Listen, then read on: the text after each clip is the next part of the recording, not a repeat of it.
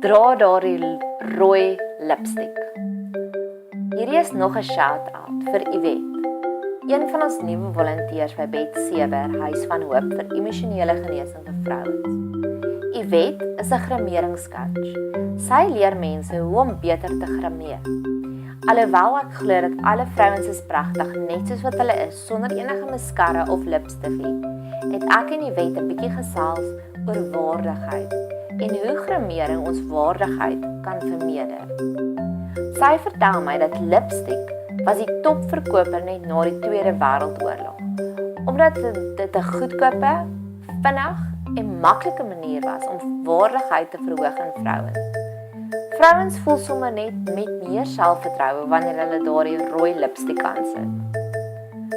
Ons het so lekker gesels oor die link tussen komplimente en 'n goeie voorkoms. Is dit 'n hoender en 'n eier situasie? Wanneer iemand na jou toe kom en vir jou 'n kompliment gee om te sê, "Sjoe, jy lyk goed vandag," gaan jy nie sommer 'n bietjie breër glimlag vir die res van die dag nie?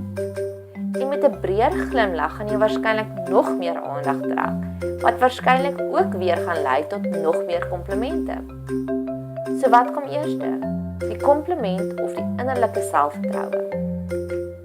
Ek het al daaraan gedink om 'n papegaai te kry en die papegaai net op te lei om elke dag vir my te sê, "Jy lyk pragtig, jy lyk sexy."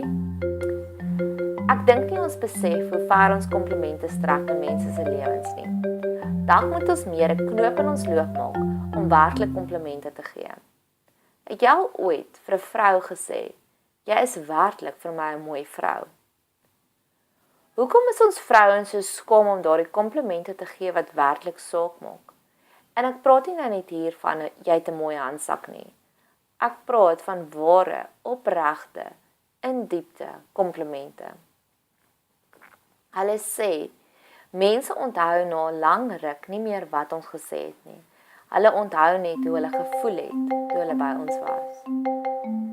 Daarom is ek so dankbaar vir mense soos Yvette, wat ons kan lei en kan leer hoe om meer ons waardigheid as vrouens te ontdek en om soos 'n myne diep af te gaan in 'n myn om die beste diamante te kry.